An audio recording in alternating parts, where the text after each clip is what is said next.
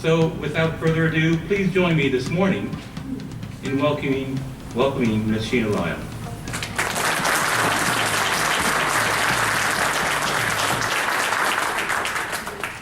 Thank you for that wonderful introduction. I'm so happy to be here. A little short, so I have to put it down a little bit.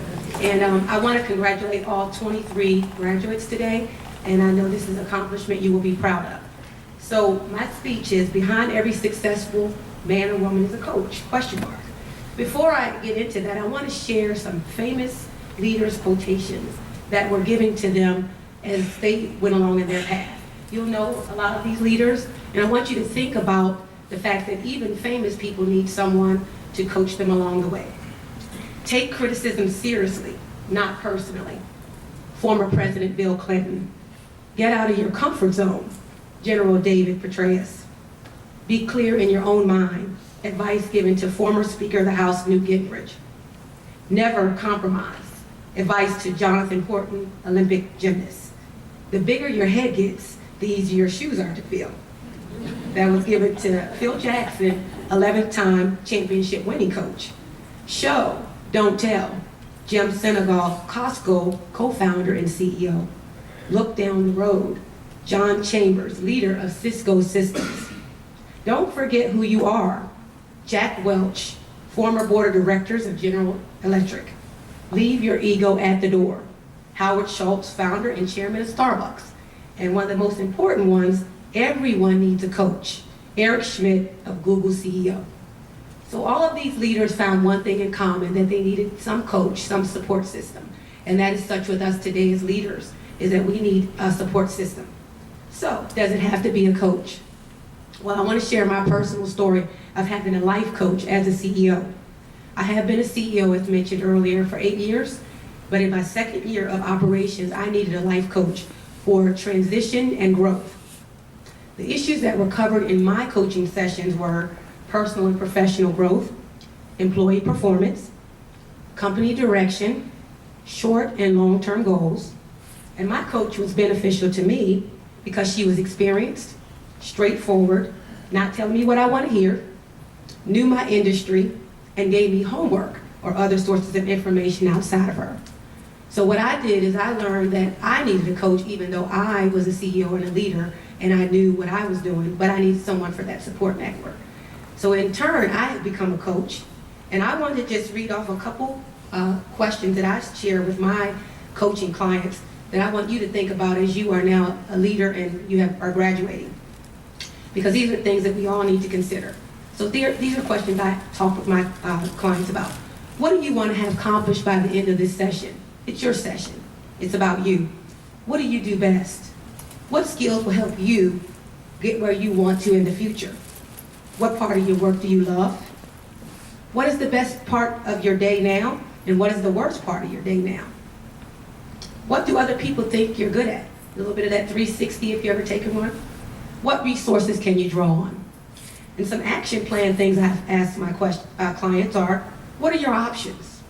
What do you feel is your best first step that you can take to attain this goal? What is the best thing you can do this week? Make it more present to attain this goal. And what do you need to change to attain this goal? And finally, what are you willing to complete by our next coaching session? Because it is about accountability. And so my desire is to tell you that if you do have a coach, at the end of it, you should be more motivated, more accountable, clearer in your decision making, and centered and balanced with your priorities and well managed for growth and higher performance. So does it have to be a coach? If you know anything about a coach is really for a goal of specific performance and specific task-related objectives, such as to increase sales, to increase customer satisfaction, to lower employee turnover, and some of the things you learned this time in your leadership for departmental goals. So a coach is good for helping you with that. Of course, there are different types of coaches, a life coach like I had, or organizational coach, a relationship coach, but their focus is all still performance-driven, task-related. And so I do want to emphasize that not only is the coach important, but there are other critical professional relationships like a mentor and a sponsor, which I understand you all have studied that this year also. And as while a coach will focus on specific performance, the focus of the mentor is on you as the individual. Their agenda is a little less specific than a coach who will have such a question that I've asked you put out here today. But the mentor is good because rather than getting motivation from specific tasks, the motivation of a mentor is affirmation, validation, and learning. In addition, a sponsor is just as important as a mentor and a coach. While the focus of the coach is performance, the mentor is you as an individual, the sponsor is someone who really believes in your potential, encourages you to take risks, advocates for you for that next level of promotion, and generally expects some loyalty from you and performance from you. That's someone to challenge you and they really believe in you. So whether it's a coach, mentor, or sponsor, it's all about support systems. When you think about it, you're building relationships of a portfolio. If anybody in here has invested, then you know that you have diversified investments. And so to choose a coach only is only one investment. But when you add to your portfolio of a sponsor and a mentor at your time of development, and you have diversified your portfolio to what you need. So you may start with a coach or you may start with a mentor, but your goal should be to add to your support network because it is about you and it's about your professional growth. And you can enhance others' growth as you benefit over time. You're in charge of some employees and as you grow, they will grow. And that's the first thing I learned as a CEO or leader, that my people are a reflection of me. And as long as I continue to grow, then I can give that to them. If I stop growing, they stop growing. And so I'm sure you all have learned this as future leaders and leaders now. So let's talk a little bit about the selection process. How do you select the right person for you? I've heard that you've got some internal persons that you can go to, and then there are also external. So the first thing I want to say is start with the end result in mind. It's about professional growth. See, it can't be about that someone has told you that you need to get a coach. Somebody from higher senior management has pressured you to get a coach.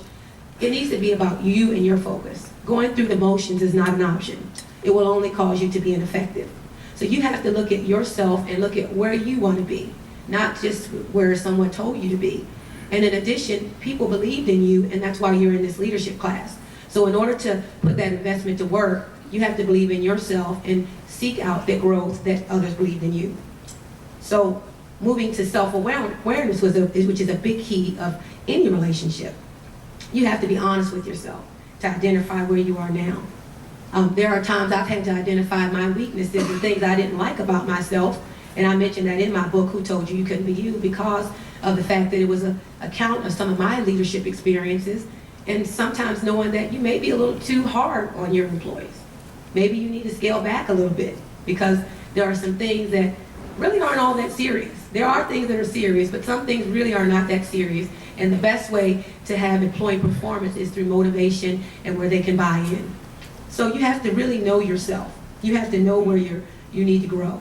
And as mentioned earlier, I'm a strengths-based coach. So I don't believe in just focusing on your areas of improvement because that can just be discouraging at times. You need to let your strengths shine so that when you look at your areas of improvement, you're not as discouraged. Because everybody has strengths and everybody has areas of improvement. And if you let your strengths overshadow your areas of improvement, you will be able to view yourself better, and so will your staff. In addition, when you look at your strengths a lot versus focusing on your weaknesses, you also look at your staff's strengths. Rather than every time something goes wrong, you're calling them into your office to tell them what's wrong. But you will remember, hey, well, maybe they didn't do that right, but I can remember that this is a strength of theirs, and I will focus on that. Because all too many times, it's really just people have to be in the right place. And so when I can focus on people's strengths, when you can focus on people's strengths, sometimes we can just move them around to where they are good at instead of criticizing what they're not good at. So how do we look internally? Think about that supervisor that may have been a previous supervisor, a present supervisor, supervisors in other departments. Maybe that's the next coach for you, the next mentor, the next sponsor. You want to make sure that you're establishing new. You know, we get comfortable with people all the time that we talk to, but we want to be aware of selecting who we're comfortable with. Because at that point, we are going to not grow because we're used to what they're saying. So internally, you want to look around and find some new connections. The city of Richmond is a big agency. And so you want to not just look at your department, but find out that person that may have influenced you that's not in your department. Maybe in your class of 23, There were some people, I think you said some people came in and spoke to you. Someone may have piqued your interest. Go and talk to that person inside the city organization, and even if they're not in your department, just let them know I would like, to have develop a relationship with you on a professional basis so that I can learn more from you, and that will benefit you. Now let's talk about external resources, because those are also important. You have local and web-based type networking. Some examples are your alumni associations, industry-related networking groups, training associations. If you're going to search the internet for any type of coach, sponsor, mentor, you want to be aware of not to believe everything you read. I'm sure you've been told that throughout life. Because some things are quite naturally just solicitation or sales tactics. And you don't want to involve yourself in someone who is just interested in a monetary gain from you, but they're really interested in helping you to reach your next level. So if they are really serious, they ought to be able to, if they're on the internet or they're out in the community, contact them and do a telephone interview with them. Find out if they're the right person for you. I know what their services say, I know what their website says, but that doesn't mean that they're right for you.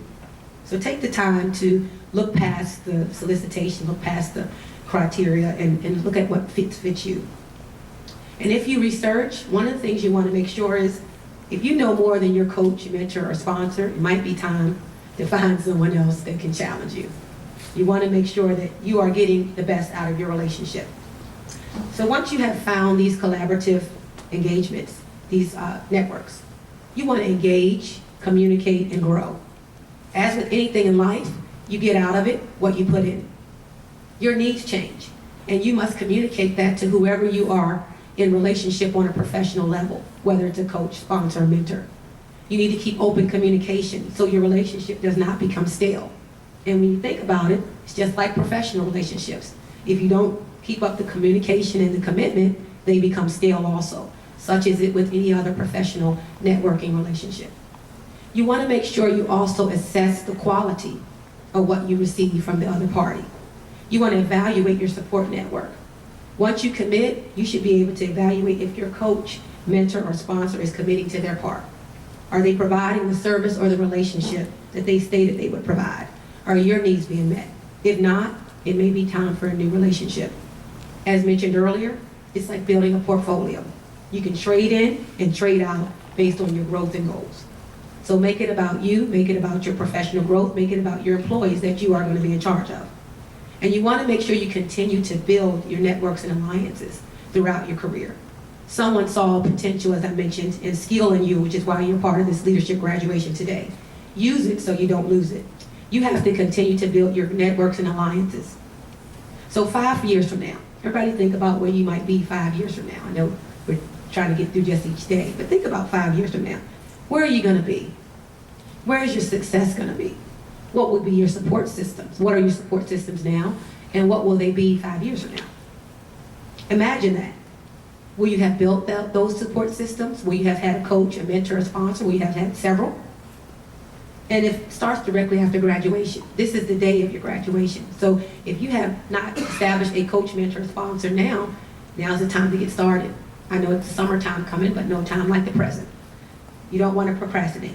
So I give you a call to action. I give you a charge. Behind every successful man or woman is a coach, but not only a coach, but a mentor and a sponsor.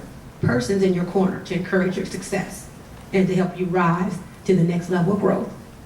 So build your supports with no hesitation or procrastination and go out there and be a part of your professional growth.